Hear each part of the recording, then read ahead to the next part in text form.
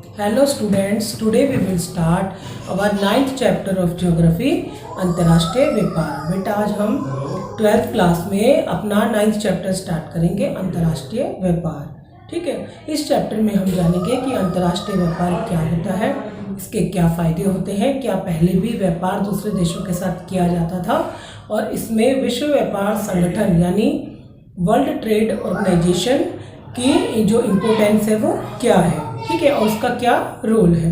तो हम अपना चैप्टर स्टार्ट करते हैं। सबसे पहले अंतर्राष्ट्रीय व्यापार, किसी भी दो देशों के बीच होने वाला व्यापार अंतर्राष्ट्रीय व्यापार कहलाता है। तो बेटा इसमें भी देखो, एक होता है तटीय व्यापार। तटीय व्यापार क्या होता है? जो किसी भी देश की बंदरगाह के बीच में किया जाने वाला व्यापार होता है। इसके बाद हम बात करते हैं देशज व्यापार की। देशज व्यापार भी देश के अंदर किया जाता है बेटा, लेकिन जो अंतर्राष्ट्रीय व्यापार होता है वो बाहर के देशों के साथ किया जाता है। इसमें हमारा जो है दो जो मेन पॉइंट होते हैं वो होता है, एक होता है द्विपक्षीय व्यापार और एक होता है बहुराष्ट्रीय व्यापार। द्विपक्षीय व्यापार में बेटा क्या होता है? दो देशों के बीच में व्यापार किया जाता है, जबकि बहुराष्ट्रीय में बहुत सारे देशों के साथ व्यापार किया जाता है।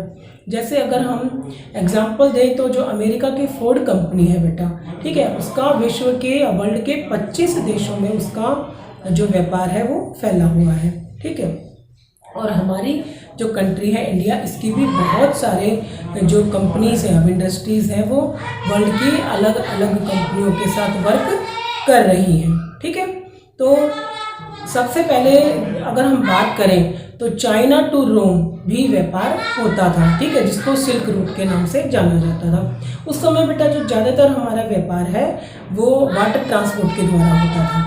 ठीक है, अगर हम बात करें अब की, तो अब तो इतनी सारी फैसिलिटीज़ हमारे पास अवेलेबल है कि water transport, road transport, air transport के द्वारा हम जो है व्यापार कर सकते हैं। अब इसमें WTO की क्या इम्पोर्टेंस है, यानी कि वर्ल्ड ट्रेड ऑर्गेनाइजेशन का रोल क्या है या इम्पोर्टेंस क्या है? तो वो बेटा क्या करती है कि वर्ल्ड के जितने भी विकासशील देश हैं वहाँ पर व्यापार को बढ़ावा देने का प्रयास कर रही है और वहाँ का जो तैयार माल है या सामान है या चीज़ें हैं, वस्तुएं हैं, उनको दूसरे देशों में बेचने के लिए व्यापार क्षेत्र बनाती है, ठीक है, या बाजार बनाती है। लेकिन इसका जो बेटा एक बुरा इफेक्ट है वो ये है कि इससे जो हमारी डेवलप्ड कंट्रियाँ थी, जो रिच कंट्रीज़ थी, वो पहले से ज़्यादा अमीर हो गई हैं, जो और हमारे जो गरीब देश थे या विकासशील देश थे वो पहले से ज़्यादा गरीब हो गए हैं।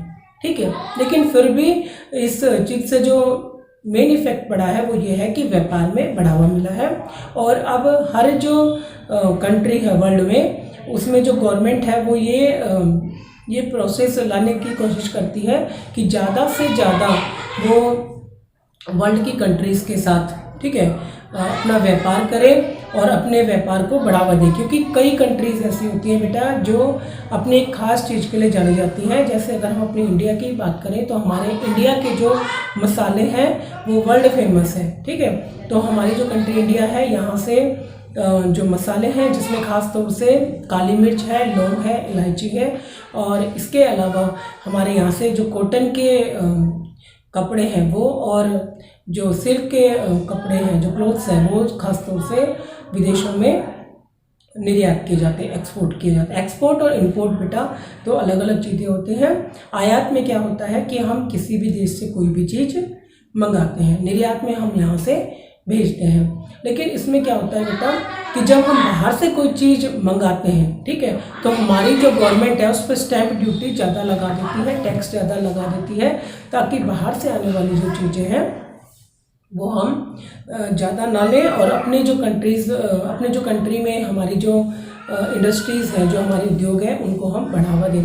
इसके अलावा देखो, व्यापार दो प्रकार का होता है, एक होता है ऋणात्मक और एक होता है धनात्मक। ऋणात्मक में क्या होता है बेटा, जब हमारा आयात जो है, ठीक है, उसमें हमारा खर्चा ज़्यादा हो रहा हो और निर्यात से हमें इतना फ़ायदा ना हो रहा हो, तो वो हमारा ऋणात्मक है।